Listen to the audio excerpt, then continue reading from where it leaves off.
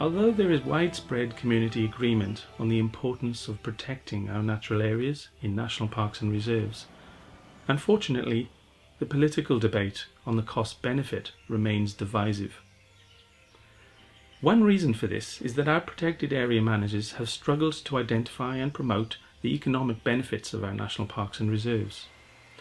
A major reason for this is that where studies do exist, the benefits to society from protected areas are often grossly underestimated, and the immediate costs of protection appear large in comparison. Fortunately, some recent research is providing a more accurate picture of the major benefits and costs associated with protecting our natural places. There were around 38 million visits to New South Wales national parks in 2010.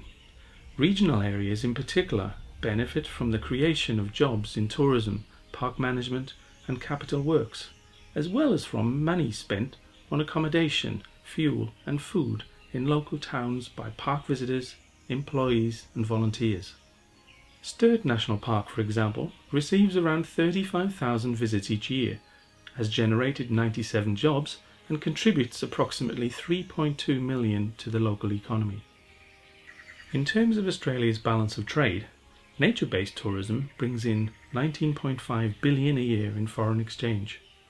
Most of this comes from visits to national parks that are the embodiment of the rugged, wild landscape that has been the mainstay of the brand Australia image portrayed in tourism campaigns for decades. The tourism industry estimates that there are 80 million visits to national parks and marine parks each year, with 90% domestic tourists.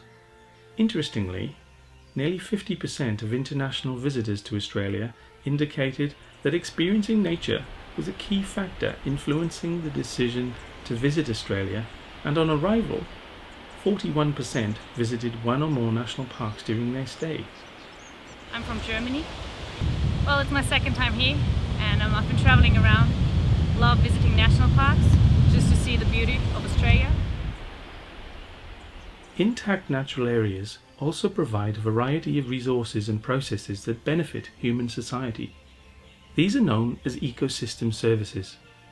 For example, protected areas provide a water catchment and filtration service, which is important for urban use, agriculture and industry, as well as for native species and ecological processes. National parks also play a key role in improving air quality and ensuring food security for both local communities and people across Australia. For example, terrestrial protected areas help to conserve the wild relatives of crops, providing valuable genetic material for crop breeding. In some cases, the economic benefits of national parks are directly measurable. For example, the Grampians National Park in Victoria has 68 sites for beehives. These produce honey that raises hundreds of thousands of dollars in revenue every year. The indirect economic benefits from these invaluable crop pollinators for local agriculture are vastly more lucrative than the honey sellers themselves.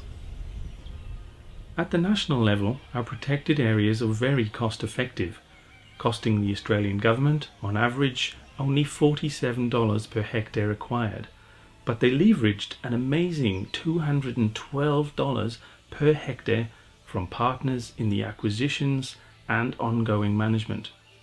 There is therefore a wider socio-economic value in protecting these areas, with costs to restore them or to find alternatives far outweighing the funding required to maintain them.